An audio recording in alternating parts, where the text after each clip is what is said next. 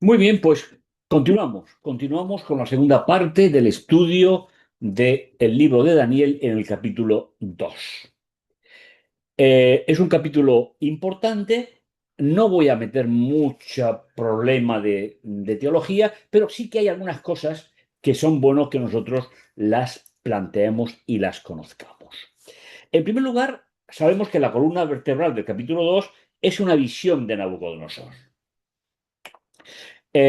Eso nos tiene que ayudar a entender algo importante. Fijaos, en el idioma que se escribió la Biblia, existen dos términos. Repito, no quiero cansar, pero es que esto hay que matizarlo. Existen dos términos. Uno es el que aparece en Éxodo capítulo 20, versículo 4, ¿eh? Que se traduce como se traduce no te harás imagen. No, literalmente dice no te harás ídolo. Es decir, no te harás una imagen tallada. Para Nabucodonosor eso era su religión normal. Pero hay otra palabra es que aparece en Génesis 1, 26 y 28 y en Daniel 2 y 3, que es la palabra imagen. Claro, al traducirlo nos encontramos con el problema de que prácticamente para nosotros es igual, pero no es igual. El ídolo es lo que se construye para que ocupe el lugar de Dios. La imagen es la capacidad que Dios le dio al ser humano de gobernar la creación. Si recordáis, en Génesis 1, 26 y 28, Dios le dijo, hagamos al ser humano a nuestra imagen, conforme a nuestra imagen, y gobiernen. Entonces, ¿cuál será la tendencia del capítulo 2 de Daniel? Lo tenéis aquí. No habla de un ídolo. Nabucodonosor vio una imagen, la vio, ¿eh? Parecida a la que podéis tener en pantalla, pero no va a ocupar el lugar de Dios, sino el debate del libro de Daniel, el libro de Apocalipsis, es el control de la creación. Y esta idea es muy importante que la retengamos, porque finalmente, ¿cuál es la lucha en el libro? La lucha del libro es los poderes contra la soberanía de Dios. ¿Eh? No el sentido del mandamiento, ¿eh? Que no te harás una imagen tallada, porque eso sería la idolatría. Aquí no es el concepto de idolatría, es el concepto de gobernar la creación según el criterio de Dios, porque Dios estableció desde el principio un orden de la creación. Fue, en primer lugar, Dios, en segundo lugar, el ser humano, la unión de él y de ella, que reciben la imagen de Dios los dos a la misma vez, con lo cual no hay distinción para nada, y en tercer lugar, el resto de la creación. Si me permitís un pequeño matiz para contextualizar, ¿cuál fue realmente la acción que introdujo el pecado en el planeta? Pues fijaos, invertir el orden de la creación. Es decir, ¿dónde fueron Adán y Eva, Eva y Adán, dónde fueron a buscar la sabiduría? ¿A Dios o al árbol? Según los relatos de la creación, el árbol estaba sometido al control del ser humano. No podían encontrar. Pues bien, ahora en Daniel 2, por la comparación que tenéis en la pantalla, Génesis 1, 26, Génesis 1, 28 e inclusive Génesis 5, 3, Daniel 2 y 3, repito, no hablamos de un acto de idolatría, hablamos de un acto de suplantar a Dios en el gobierno de su creación. Creo que así lo podemos resumir un poquito. Pero el término, ¿eh? Vamos a ver los usos, como estamos hablando. ¿De acuerdo? Dijo Dios, permitidme la matización, dijo Dios, hagamos al ser humano a nuestra imagen y ejerzan el dominio.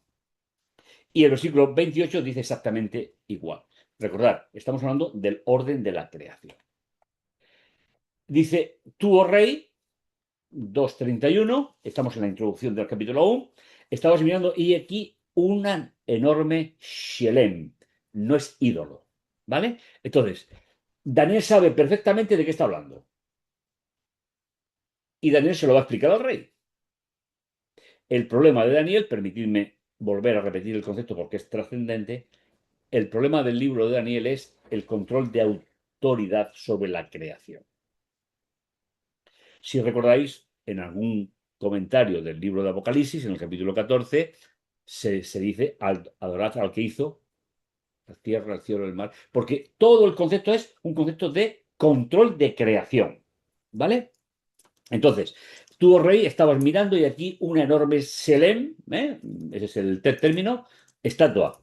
Aquella estatua era grande, de extraordinario resplandor, estaba de pie delante de ti y su aspecto era terrible.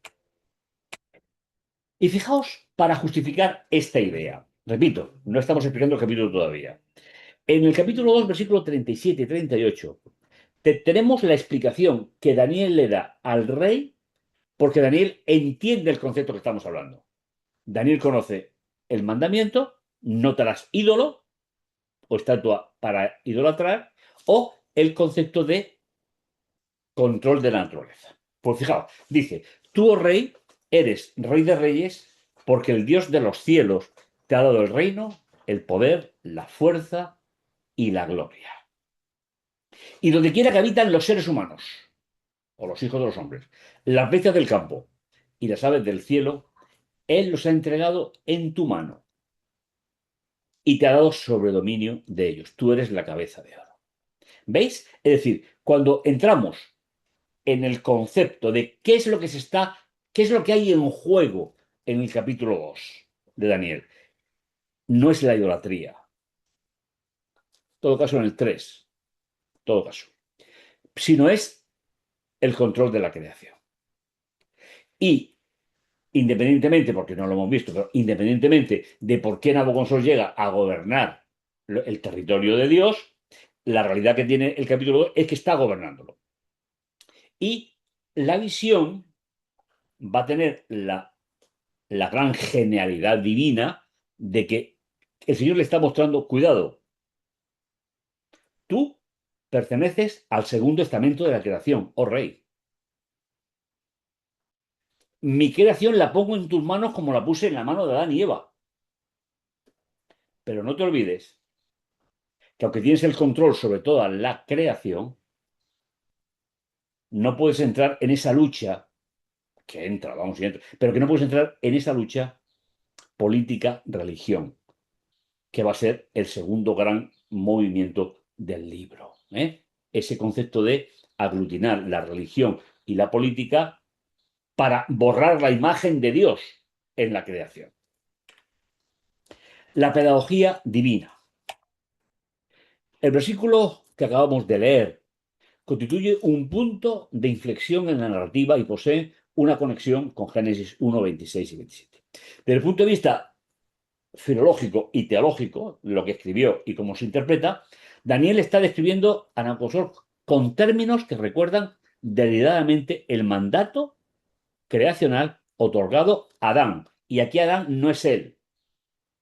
Ella sí tiene nombre, ella es Eva, pero él no tiene, Adán no es un nombre, es ser humano. ¿Vale?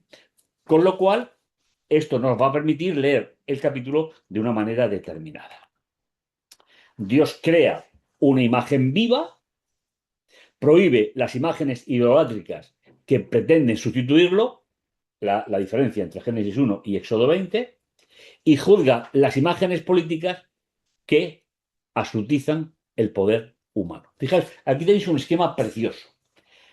La imagen viva que Dios crea en Génesis 1, luego en Éxodo prohíbe que se hagan esculturas para poner en el lugar de Dios, y por las circunstancias que llevaron a Nabucodonosor a la invasión, lo veremos en su momento, Dios juzga las imágenes políticas que pretenden usurpar desde el poder humano la majestuosidad de nuestro Dios hacia su creación. La verdadera imagen de Dios no es una estatua de metal, ni de imagen tallada, sino una humanidad llamada a vivir en la alianza de Dios y a ejercer un gobierno justo bajo la soberanía del Creador. A mí me parece un proyecto realmente extraordinario. No solamente es una imagen que nos cuenta desde el punto de vista de los imperios, eso será en la tierra. Pero vamos a intentar buscar en todo el libro cuál es la opinión que Dios va dando con respecto a su alianza. Hemos dicho ya que Dios no puede relacionarse con nosotros nada más que a través de la alianza, no tiene otra posibilidad, y que finalmente la verdadera imagen de Dios no es un ídolo, en este contexto, sino un, una humanidad llamada a vivir en la alianza y a ejercer un gobierno justo bajo la soberanía del Creador. ¿Y qué va a pasar en todo el libro? Que se va a estar poniendo constantemente la soberanía de Dios sobre su creación. Y ese es el gran problema de este libro. El auténtico ejercicio de dominio consiste en representar el gobierno de Dios sobre la creación, no en sustituirlo. Con lo cual, si miramos el conjunto de la estatua, que aunque no la hemos visto, la conocéis, lo que Dios está mostrando es que todos los reinos son pasajeros,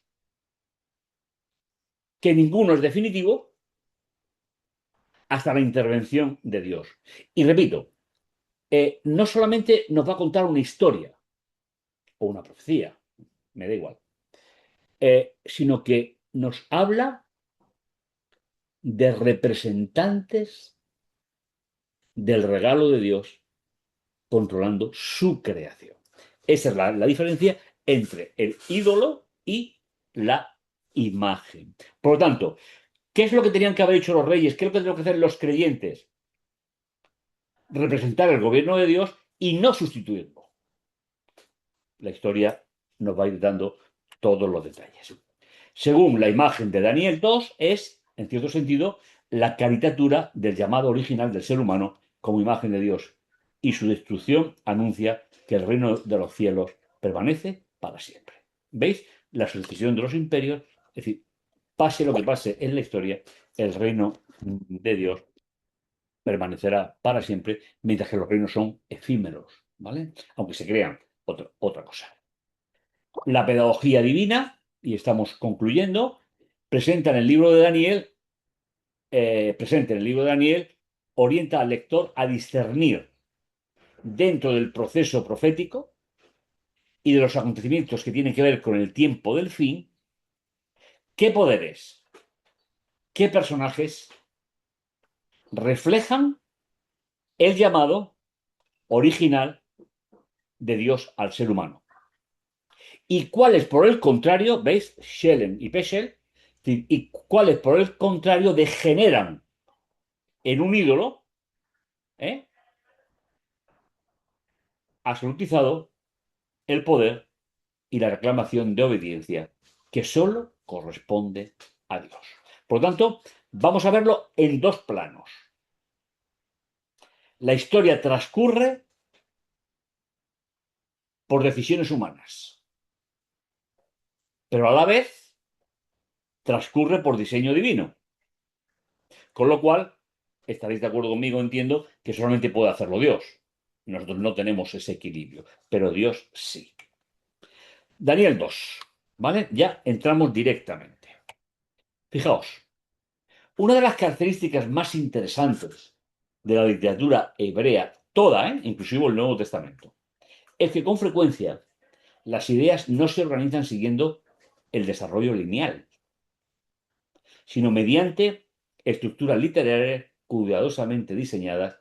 Entre ellas se destaca lo que se llama paralelismo semítico, pues porque viene de ese mundo. En el libro de Daniel la estructura no sustituye al mensaje, pero forma parte del mensaje. Y aquí es donde me gustaría que entráramos en uno de los grandes tópicos a los que personalmente he dedicado más de 25 años. Pero si nosotros cogemos una secuencia, la que se os ocurra, por ejemplo, la semana, 7 días. Si nosotros cogemos y invertimos el orden, ¿Existe la semana? Existe otra cosa. Pues bien, la idea que aparece aquí es exactamente la misma. Es decir, la estructura no sustituye el mensaje, sino que forma parte de él. Las palabras transmiten el pensamiento del profeta y la arquitectura o la forma estructural ayuda a descubrir la intención del autor. Esto tenemos que volver porque no estamos muy acostumbrados a ello. La lectura de Daniel 2 puede estructurarse en torno a un objetivo teológico central. Mirad, la palabra teológica, yo sé que a personas les da problemas, pero la palabra teología significa solo Dios y Padre. Es simplemente hablar de Dios, no es otra cosa. Dios, el Señor de la alianza. Es decir, cuando entra el pecado, es Dios quien se aproxima al ser humano para buscar las soluciones. Revela sus designios a sus embajadores, a sus siervos, y manifiesta su soberanía sobre los poderes del mundo. Es una idea espectacular. Dios es el Señor de la alianza, el Yahvé de la alianza, el Jehová. Revela sus designios a través de su pueblo y manifiesta su soberanía sobre los reinos del mundo. Por lo tanto, como primer punto importante para la lectura de las 4 profecías del libro de Daniel, casi 5, es que el libro de Daniel primeramente va a jugar un papel formativo para su pueblo. La primera intención del libro es formativa, pero no para el no creyente, sino para el pueblo de Dios. Es decir, cuando el pueblo de Dios ha ido atravesando todo el proyecto profético a lo largo de los milenios, el creyente ha tenido siempre una visión de que lo que estaba sucediendo, Dios ya lo conocía. Por lo tanto, las palabras, la estructura, transmiten el pensamiento del profeta y la forma en que la estructura nos ayuda a descubrir qué quiso decir el profeta.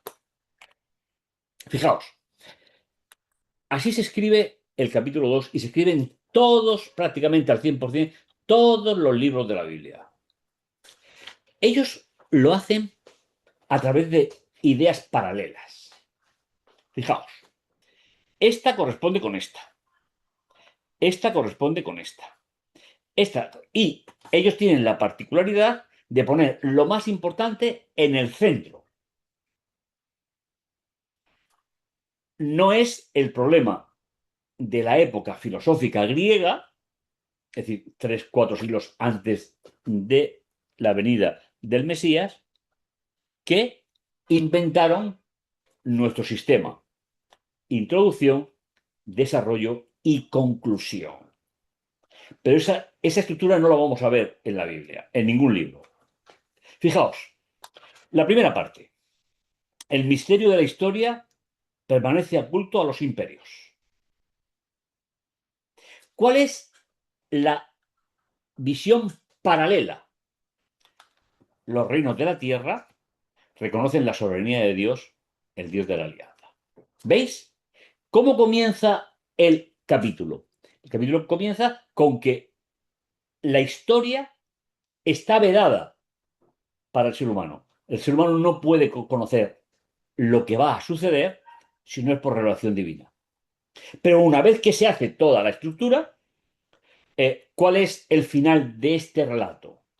Los reinos de la tierra reconocen la soberanía del Dios de la alianza. Luego tenemos otras 2 frases, que es la B y la B'. La sabiduría humana fracasa ante el designio del Dios de la alianza. Todo esto iremos desarrollando. Y fijaos, el paralelo, ¿ves? Este con este. La sabiduría revelada. ¿Por quién? Dios. La sabiduría revelada interpreta la historia desde la Torá y el reino de los cielos. Y vamos llegando poco a poco al centro. Fijaos, ante el fracaso. ¿Veis? Es decir, si se estudia de esta manera, no estamos poniendo nosotros al texto nada, simplemente lo estamos leyendo, estructurando. Si aquí hemos visto que la sabiduría humana fracasa, ¿dónde va a buscar Daniel y sus compañeros la solución al problema? Seguimos esquema en bloques, ¿eh?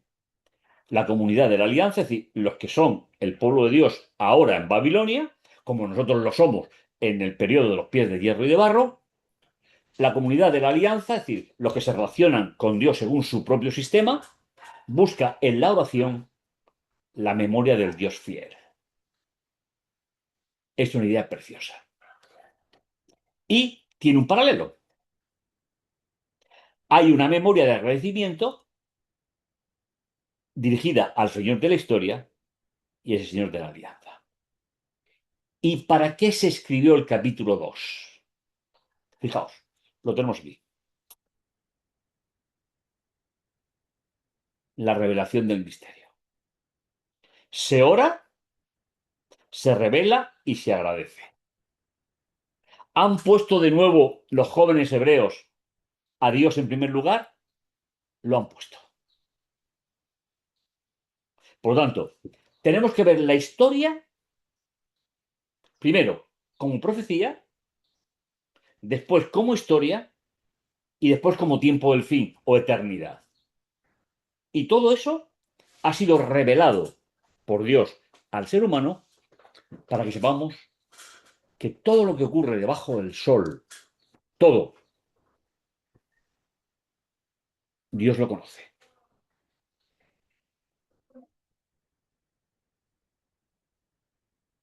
Esta secuencia no es solo la estructura de Daniel, refleja un modelo de revelación inspirada de la Torá.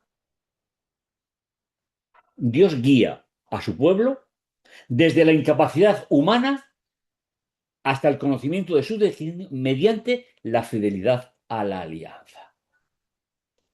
Yo sé que no estamos muy acostumbrados a esto, pero es que finalmente, repito, es que Dios no se puede relacionar conmigo nada más que a través de la alianza. Nada más. Si conseguimos mantener este criterio en todos los capítulos, la estructura literaria dejará de ser un mero recurso formal y se convertirá en una auténtica clave de hablar de Dios en el libro. Creo que esa puede ser una de las grandes aportaciones originales más sólidas de la lectura que estamos haciendo. Y comenzamos a leer los textos. Eh, yo me lo he imaginado así, ¿vale? Eh, en primer lugar, el libro de Daniel, ¿para quién fue dirigido? En primer lugar, para los que tenían que regresar del exilio. Pero en segundo lugar, para los que seguimos viviendo en el exilio. Por eso hay una persona leyendo y el resto escuchando, porque prácticamente nadie sabía leer en la época. Y empezamos con las vivencias de Nabucodonosor, el sueño y el ultimátum del rey. Fijaos. Y en el año segundo han pasado poco menos de 3 años desde el capítulo 1. En el año segundo de la realeza de Nabucodonosor, soñó Nabucodonosor sueños. ¿Veis? Nosotros no construiríamos una frase así. Nosotros no juntaríamos la realeza de Nabucodonosor con soñó Nabucodonosor sueños. Pero el escritor bíblico, cuando quiere hacer que algo es muy importante, lo repite. Nosotros evitamos repeticiones, pero ellos lo repiten. Dice, su ánimo fue profundamente perturbado, su sueño huyó de sobre él. Entonces dijo el rey que llamara a los escribas sacerdotes, es decir, a los que componían sus consejeros, a los encantadores, he traducido todos los términos, a los hechiceros,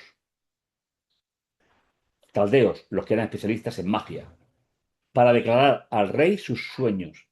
Vinieron y permanecieron delante del rey. El rey le dijo, un sueño he soñado. ¿Veis cómo se construyen las frases? Y mi espíritu, o mi mente, que sería una traducción más actual, está turbado por conocer el sueño. Y fijaos, si os acordáis de lo que hacíamos con los grandes idiomas del libro, dice, entonces, hasta aquí se habla todo el idioma del pueblo de Dios. Pero a partir de aquí, dice, entonces hablaron los caldeos en la lengua aramea. Es decir, están manteniendo, van a mantener una relación con el rey a través de su propia lengua, no a la lengua de Daniel. Oh rey, vive para los siglos, di el sueño a tus siervos y la interpretación mostraremos.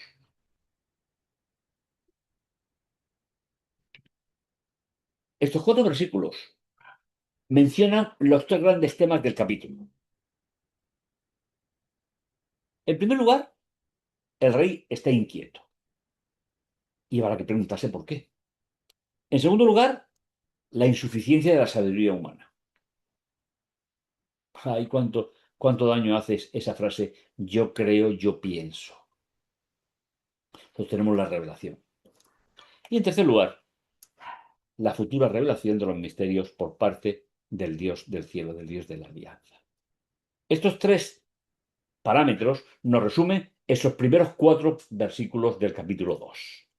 Es decir, el rey tiene un sueño y entra en una inquietud tremenda, llama a sus consejeros, ellos son incapaces y se necesita una revelación del misterio. Y la palabra misterio, tenemos que tener un poquito cuidado con ella. No es un misterio esotérico,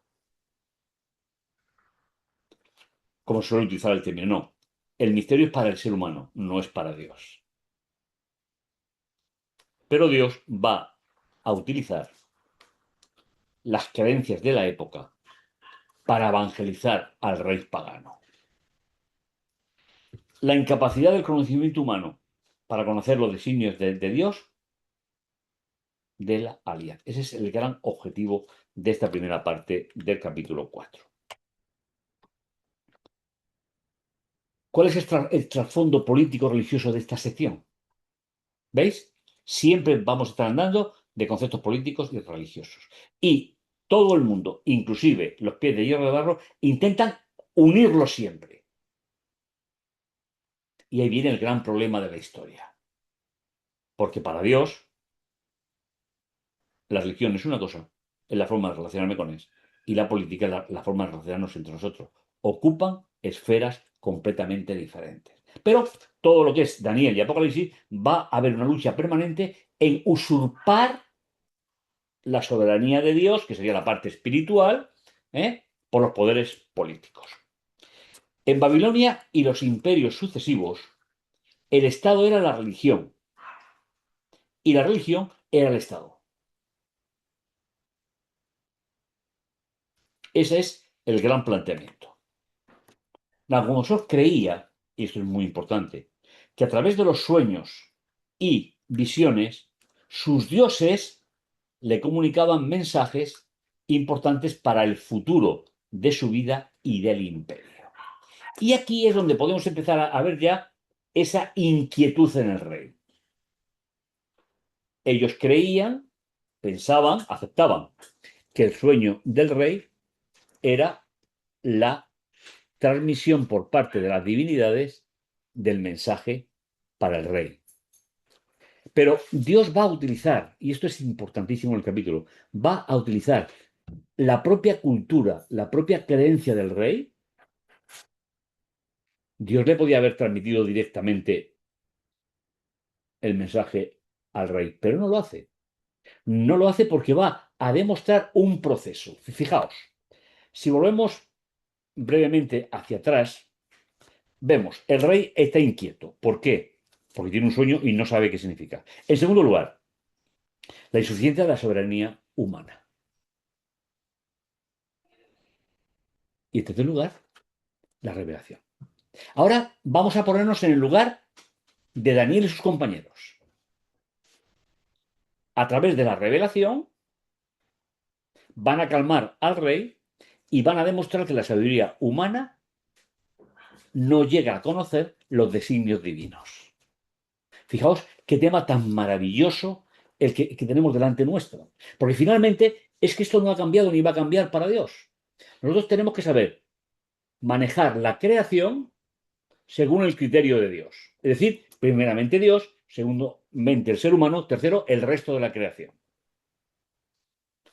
En segundo lugar, vamos a tener no la sabiduría humana para corregir los errores, no, sino vamos a tener la revelación divina para aportar a la sociedad que Dios está al control de la historia, aunque las cosas aparezcan negativas muchas veces en la tierra. Pues bien, volviendo al trasfondo, ¿eh?